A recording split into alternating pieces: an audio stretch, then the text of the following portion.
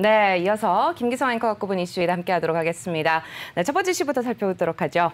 네, 앞에서도 여러 차례 언급을 했습니다만은 미국의 소비자 물가지수 예상 범위를 벗어나지 않은 것 같아요. 네, 그렇습니다. 그러니까 사실 연준의 정책과 관련해서 우리가 물가를 보지 않습니까? 네. 연준이 중요시하는 소비자 물가지수는 사실은 월 말에 나오는 개인 소비지출 물가지수 이쪽을 더 중요시합니다만은 이 소비자 물가지수 중에서도 식료품이나 에너지를 뺀 근원 CPI 지수를 갖다가 상당히 중요하게 봅니다. 그런데 근원 CPI 지수 같은 경우에 7월 달에 0.5%, 0.4%죠. 0.3% 오른 걸로 이렇게 나왔는데 전달에 6월 달에 얼마 올랐었는가 하면 0.9%가 올랐었고요. 그리고 또 월가 예상치가 0.4%였습니다. 그러니까 조금 낮아지면서 예상치보다도 소비자 물가 상승률이 조금 둔화되는 것 아니냐라는 그런 입장에서 보면 될 것 같습니다. 그중에서 눈에 띄는 게 중고차 같은 경우에 6월 달에는 한 10%가량 올라가지고 전체 소비자 물가 지수 상승에서 차지하는 비중이 거의 뭐 3분의 1이다 이런 얘기가 나왔었는데 이게 0.2% 상승에 그쳤습니다. 그러니까 상당히 좀 안정되는 그런 모습을 나타냈습니다. 네, 뭐 중고차 가격도 뭐 결국 진정이 되겠지만 뭐 또 다른 복병이 있다면서요. 주거비가 뭐 불안하죠? 네, 그렇습니다. 월스트리트 저널이 보도를 했습니다. 간단하게 말씀을 드리면은 우리 케이스 실러 주택지수 얘기를 했지 않습니까? 1년 전에 비교해가지고 한 16.6% 올랐다라는 그런 걸 전해드린 바가 있는데 이렇게 집값이 많이 오르니까 결과적으로 임대료가 올라가는 겁니다. 그래서 월스트리트 저널이 인용을 해서 보도한 내용을 볼 것 같으면은 지금 현재 각 임대업체들 그러니까 미국의 인비테이션 홈즈라는 그런 단독주택을 임대하는 사업자가 있다 그러는데 이 업체 같은 경우에 2분기에 임대료를 8% 올렸다 그러거든요. 그래서 이 근원 PCE-PI 그러니까 개인 소비지출 물가지수를 기준으로 볼 때 2023년쯤 가가지고 전반적으로는 안정되겠지만 물가지수 상승분의 3분의 1 정도를 주거비가 차지하게 될 거다라는 그런 예상을 내놓고 있습니다. 그러니까 결국 집값이 오르는 게 어떻게 임대료 쪽으로 전가되느냐. 우리나라도 마찬가지 아닙니까? 집값이 올라가게 되니까 집주인 입장에서 아무래도 여러 가지 세금이라든지 집과 관련된 보험료라든지 이런 것들이 올라가니까 이걸 임차인한테 전가하는 그런 상황이 전개가 되고 있는 거거든요. 그래서 이 주거비 부분에 대한 물가 상승이 앞으로 미국 물가에 상당한 복병이 될 것 같다. 이렇게 분석을 하고 있는 겁니다. 네, 또 물가에 주목하는 걸 아무래도 테이퍼링 때문이 아닐까요? 네, 그렇습니다. 앞에서도 말씀하셨죠. 그 델라스 연은 총재, 카플란 연은 총재 같은 경우에 9월이 아닌 10월부터 말하자면 테이퍼링을 시작하는 걸 자신은 선호한다 이렇게 얘기를 했지 않습니까? 네. 그전에도 크리스토퍼 윌러 연준 이사 같은 경우에도 그분은 그러니까 물가가 아닌 그러니까 고용 지표를 가지고 매달 고용 증가 폭이 80만 명이 넘는다면 10월부터 테이퍼링을 해야 될 거다 이렇게 얘기를 했던 겁니다. 그러니까 지금까지 이 사실 테이퍼링이 실시가 된다면은 테이퍼링 계획을 공개하고 적어도 한 반년 뒤에 하게 될 거다 이렇게 예상을 했는데 이번에 지금 나오고 있는 관측들을 보면은 그게 공개를 하고 한두 달 내에 실시를 할 수도 있을 것이다라는 얘기가 나오고 그리고 또 2013년도에 발표를 하고 2014년도부터 테이퍼링에 들어갔을 때 어떤 식으로 테이퍼링을 했는가 하면은 오토 파일럿이라 그래가지고 네. 매달 일정 금액씩 조금씩 줄여 나갔습니다. 그런데 이것도 아니고 한꺼번에 푹푹 줄일 수도 있다라는 그런 얘기까지 나오고 있거든요. 그렇기 때문에 테이퍼링이 좀 빨라지고 과격해질 수도 있다라는 그런 사인을 계속 주고 있는데 결국은 아마 제롬 파울이나 아니면 그 실세라고 하는 블레이너드 연준 이사 뭐 이런 사람들이 결정을 하겠지만 전반적으로는 이 테이퍼링에 준비하는 그런 분위기 이렇게 가고 있다 이렇게 보는 게 옳을 것 같습니다. 네, 첫 번째 이슈 확인을 해봤습니다. 이어서 두 번째 이슈로 중국 얘기를 좀 해보도록 할 텐데요. 천정희 회장 중국 투자 중단하기로 했다죠? 네, 그렇습니다. 이게 2분기 실적 발표 때 한 얘기입니다. 그러니까 소프트뱅크 그룹의 실적 발표 때 뭐라고 얘기를 했는가 하면은 중국 당국의 규제가 예측할 수 없을 정도로 광범위해졌다. 규제 리스크가 명확해질 때까지 중국에 대한 투자는 보류할 계획이다. 이렇게 밝혔거든요. 그러면서 중국 기술이라든지 인공지능 분야 같은 데서는 혁신 분야인 게 틀림이 없고 투자 측면에서 상당히 투자해야 될 이유도 있지만은 지금 현재는 위험 요소가 크다 이렇게 얘기를 했습니다. 그런데 사실 지금 2분기 실적 발표에는 최근에 있었지 않습니까? 그런데 그 이전부터 좀 줄이고 있는 거 아니냐, 중국 투자를 좀 줄이고 있는 것 아니냐라는 그런 해석이 나오고 있습니다. 왜냐하면은 소프트뱅크가 투자한 다른 기업에 대한 지분을 쭉 따져보면 중국 기업의 비중이 한 44%가 됩니다. 그런데 2분기 4월 이후, 그러니까 4월 이후에 투자한 비중을 보면은 중국에 대한 투자가 11%밖에 안 됩니다. 그러니까 전반적으로 중국 기업 지분을 갖고 있는 것에 비해서 투자가 많이 줄었거든요. 줄었고 그다음에 2분기 실적 발표 때 앞으로는 투자 리스크가 없어질 때까지, 규제 리스크가 없어질 때까지는 투자를 중단하겠다, 이렇게 얘기를 한 겁니다. 네, 지금 중국 당국의 최근 잇따른 규제 조치로 소프트뱅크가 손해 굉장히 많이 입었다고 하더라고요. 네, 그렇습니다. 그러니까 대표적으로 소프트뱅크가 크게 된 게 알리바바죠. 그러니까 네. 알리바바에 투자를 해서 소프트뱅크가 그 몸집을 키우기도 했었는데 현재도 지금 소프트뱅크가 알리바바의 지분을 갖다가 24.6% 정도 보유를 하고 있는 걸로 이렇게 나타나고 있습니다. 그런데 N츠그룹의 그 상장 무산과 관련해 가지고 알리바바 주가가 그동안 많이 떨어졌지 않습니까? 네, 거기도 그렇죠. 또 과징금으로 3조 원이 넘는 과징금을 내고 해가지고 상당한 타격을 입었고요. 그리고 또 디디 추싱 역시도 이 소프트뱅크 그룹이 상당히 많이 투자를 했습니다. 한 20% 정도 지분을 가지고 있는데 뉴욕 시장에 상장했다가 지금 현재 공모가보다도 훨씬 떨어진 수준에 있는 그런 상황입니다. 그렇기 때문에 이 중국 투자에서 지금 상당한 손해를 보고 있기 때문에 결과적으로 이런 중국 투자에 대한 중단을 갖다 얘기한 것 아니냐라는 그런 해석들이 나오고 있는 겁니다. 네, 중국에 대한 투자를 줄이는 이유는 이미 뭔지 알게 되셨을 것 같습니다. 근데 단순히 중국뿐만 아니라 이제 테크 기업에 대한 투자 이게 계속 줄이고 있다는 얘기가 또 나오고 있더라고요. 네, 소프트뱅크 그러면은 기억하실지 모르겠습니다만은 작년에 나스닥이 한참 올라갈 적에 어떤 기사가 나왔었는가 하면 소프트뱅크가 주식을 산다는 콜옵션을 수십억 달러어치, 그것도 빅테크 기업 위주로 가지고 있더라.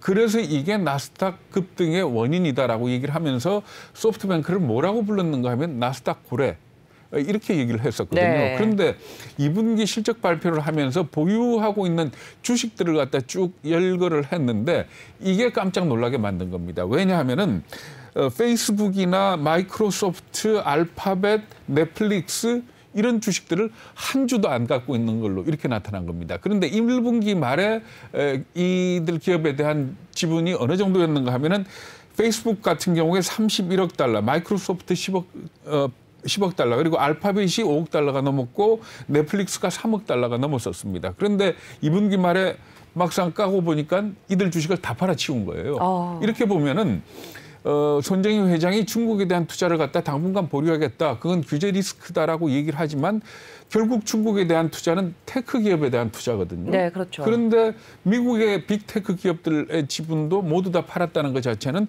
테크 기업에 대한 전망을 좀 다르게 보고 있는 것 아닌지. 지금 네. 우리가 늘 하는 얘기가 성장주냐 가치주냐, 성장주가 계속 갈 것이냐라고 얘기를 하면서 테이퍼링이 오더라도 기술주는 괜찮을 거다라고들 얘기를 하지 않습니까? 그렇죠. 그런데 네. 소프트뱅크의 시각은 분명히 다른 걸로 이렇게 나타나고 있는 겁니다. 네, 말씀하신 것처럼 주요 외신들이 앞다퉈서 좀 발표를 했었습니다. 미국에 대한 또 테크 기업들에 대한 투자도 줄이고 있다는 소식 함께 전해드려봤습니다. 네, 세 번째 이슈도 함께 살펴볼 텐데요. 이번에는 여러분들이 가장 관심 있으실 것 같은 반도체 관련한 소식입니다. 삼성전자와 SK하이닉스 주가 굉장히 크게 떨어졌습니다. 그러면서 삼성전자 사실상 항상 늘 김기성 앵커님 말씀하시지만은 국민주잖아요. 네, 전문가들 전망 어떻게 보고 있는지 좀 들어볼까요? 네, 사실 삼성전자라고 하면 워낙 사업 부분이 많지 않습니까? 백색 가전부터 시작해가지고 스마트폰도 있고, 거기다가 결국은 메모리 칩 가격에 따라서 삼성전자 주가가 움직인다, 이렇게 보시면 되는 건데, 이 메모리 칩에 대한 좀 성격을 이해를 해야 됩니다. 그러니까 이거는 일종의 가격이 순환 장세를 보인다, 이렇게 보시면 되는 겁니다. 네네. 그래서 지금 현재 메모리 칩의 가격이 굉장히 높거든요.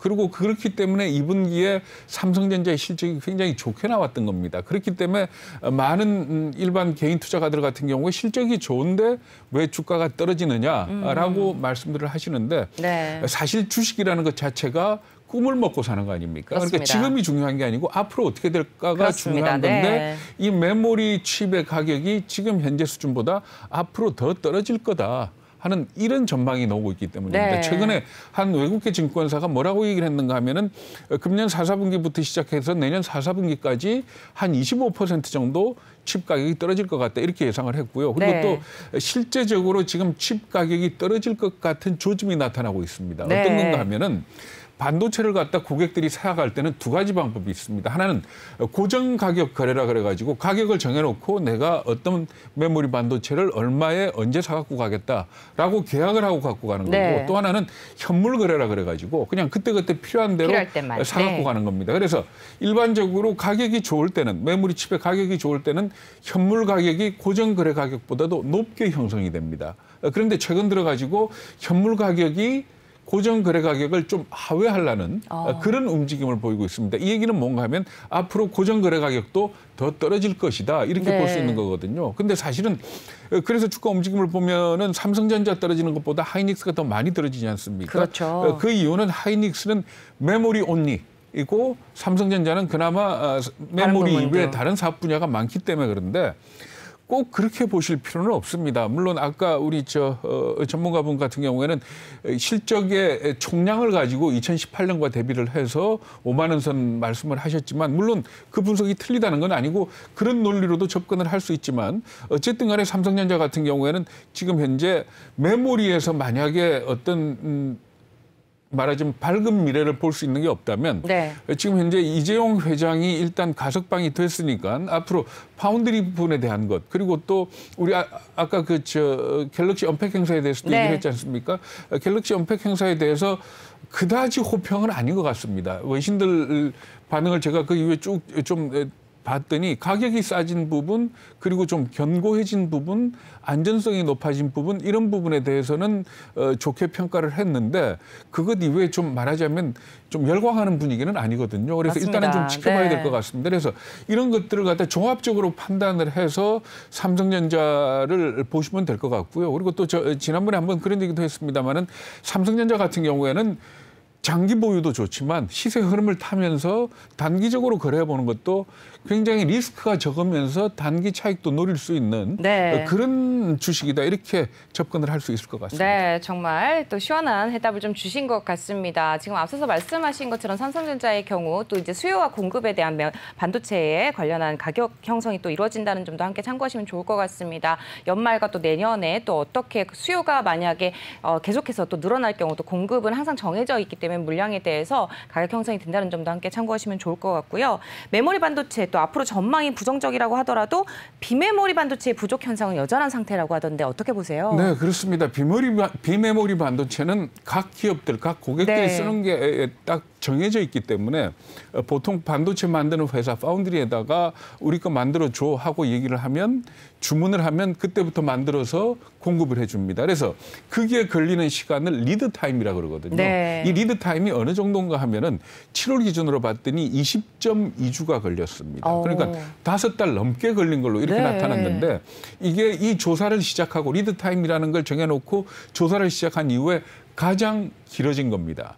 5월달하고 비교하면 한 2주 정도 늘어났고 6월하고 비교를 해도 한 8일 정도 늘어난 걸로. 그러니까 지금 현재 일부에서 이 반도체의 적체 현상이 좀 완화되고 있다라고 얘기를 하지만 실제 현장에서는 더 악화되고 있는 걸로 이렇게 나타나고 있거든요. 그렇죠. 네. 물론 전력용 반도체 같은 경우에는 조금 숨통이 트이고 있다 그럽니다. 네. 그러니까 이 일부 반도체 품목에 따라 다르지겠지만 전반적으로 이 파운드리와 관련된 이 적체 현상은 굉장히 심한데 여기에 대해서 전문가나 외신들은 뭐라고 반응을 하는가 하면 이 적체 현상이 심한 이유가 정상적인 주문뿐만이 아니고 재고를 쌓아놓으려는 주문이 꽤 많다. 네. 그러니까 한번 이 파운드리의 문제 때문에 반도체 적체 현상을 겪어본 고객사들이 지금 자기네들이 필요로 하는 것 이상의 물량을 지금 확보를 하려고 그러다 보니까 시간이 오래 걸린다. 이렇게 분석을 하면서 네. 이게 결국은 어떤 문제를 야기하는가 하면 나중에 가가지고는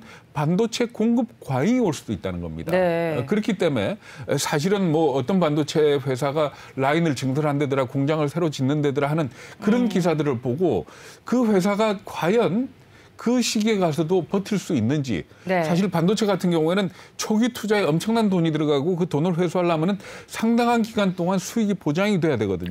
그런데 지금 현재 비메모리 반도체 관련해 가지고는 지금 너무 적체 현상이 심해지고 고객들이 재고 확보에 패닉 바잉을 하고 있는 그런 상황이기 때문에 시장을 갖다가 조금 좀 한풀 좀 이 한 발 떨어져서 볼 필요가 있지 않겠느냐 하는 그런 지적들을 하고 있습니다.